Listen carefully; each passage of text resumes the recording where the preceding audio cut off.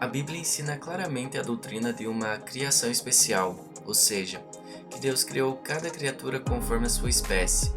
Isso quer dizer que cada criatura, seja o homem ou os animais, foi criada como as conhecemos hoje. No decorrer dos séculos, mas principalmente no século atual, muitas vãs filosofias, falsos ensinos e teorias têm procurado lançar dúvidas sobre o relato bíblico da criação. O que a evolução ensina sobre a origem do homem? A teoria da evolução tem como marco de partida a afirmação de que o homem e os animais em geral possuem um princípio comum, isto é, tanto o homem como os animais procedem de um mesmo tronco, e que hoje, homem e animais são uma soma de mutações sofridas no decorrer dos milênios. Em suma, o homem de hoje não era o homem no princípio.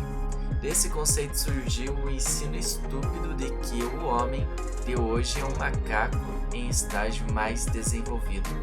E para causar maior confusão, a teoria da evolução coloca o início da vida humana há milhões de anos antes do tempo que a Bíblia sugere para o princípio da vida humana na Terra.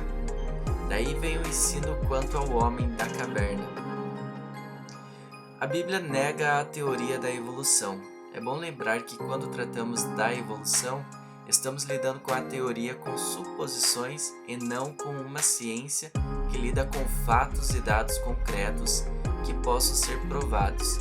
Assim sendo, se a teoria evolucionista é tão vulnerável e falha, consequentemente, o sistema que ela advoga não há de subsistir. A nulidade da teoria da evolução é mostrada principalmente à luz do texto bíblico que diz: "Então formou o Senhor Deus ao homem do pó da terra e lhe soprou nas narinas o fôlego de vida, e o homem passou a ser alma vivente." À luz da revelação divina através da Bíblia, o homem já foi formado homem. O chamado homem da caverna não tem em si prova contundente de que o homem no princípio tivesse em si as características de um macaco encurvado. O africano de elevada estatura, o pigmeu de baixa estatura, o asiático de nariz achatado, o negro com suas características distintivas, todas são variações comuns dentro de uma família humana, assim também como o homem da antiguidade variava de um para o outro, e também se diferenciava de nós hoje em dia.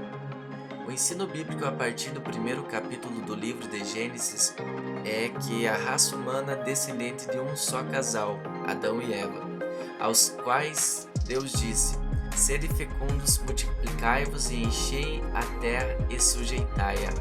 Ademais, a narrativa subsequente ao capítulo 1 do Gênesis mostra claramente que as gerações que surgiram até o dilúvio permaneceram em contínua relação genética com o primeiro casal, de maneira que a raça humana constitui não somente de uma unidade específica, uma unidade no sentido em que todos os homens participam da mesma natureza humana, mas também uma unidade genética e genealógica.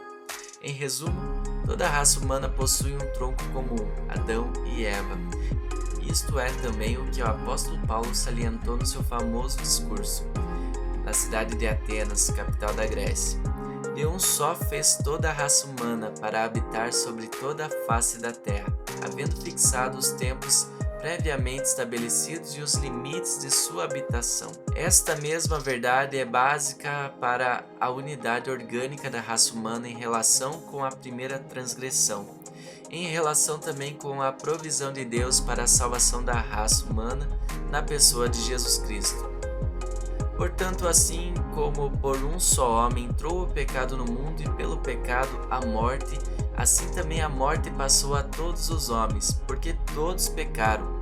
Porque como pela desobediência de um só homem, muitos se tornaram pecadores, assim também por meio da obediência de um só, muitos se tornaram justos. Visto que a morte veio por um homem, também por um homem veio a ressurreição dos mortos, porque, assim como em Adão todos morrem, assim também todos serão vivificados em Cristo.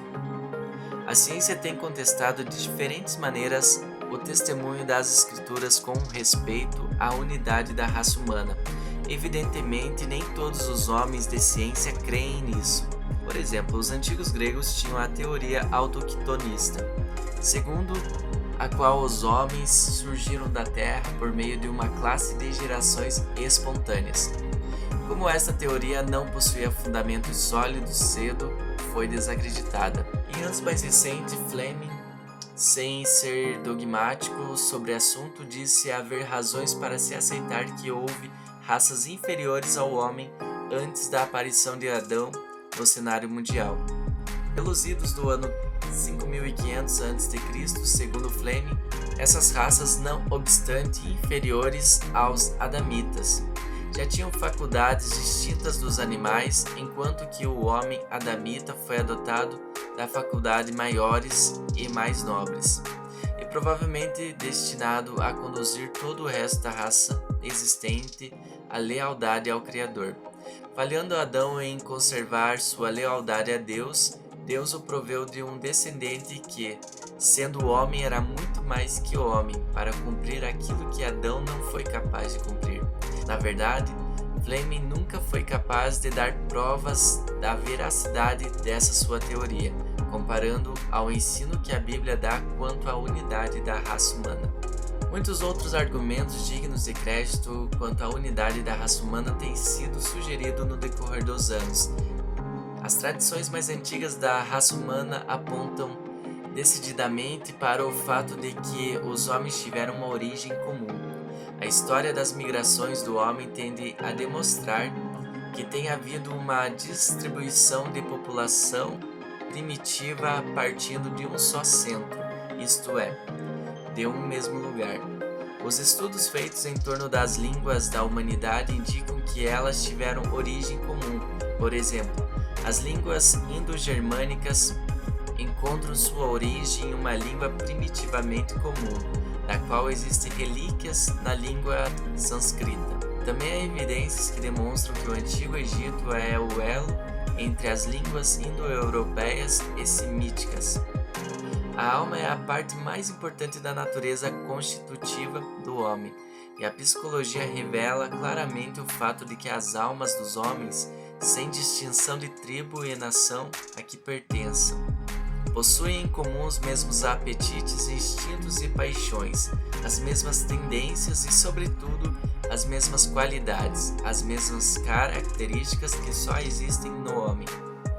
Os professores de filosofia comparativa formulam um juízo comum quanto ao fato de que a raça se constitui numa só espécie e que as diferenças existem entre as diversas famílias da humanidade. São consideradas como variedades de uma espécie original.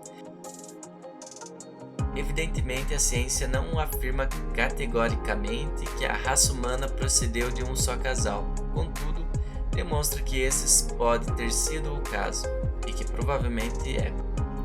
Como mostrado no texto anterior, há um perfeito relacionamento genético entre as gerações desde Adão até os nossos dias. O capítulo 5 de Gênesis, de uma forma muito particular, cita os nomes de Sete, Enos, Cainã, Maalalel, Jered, Enoque, Metusalém e Lameque, como cabeças de famílias de Adão até Noé, admitindo-se que o dilúvio tenha sido universal. Tem-se de crer que das gerações anteriores ao dilúvio somente Noé, sua esposa, os filhos Sem, Cã, Jafé e Noras escaparam e encabeçaram as gerações pós-diluvianas.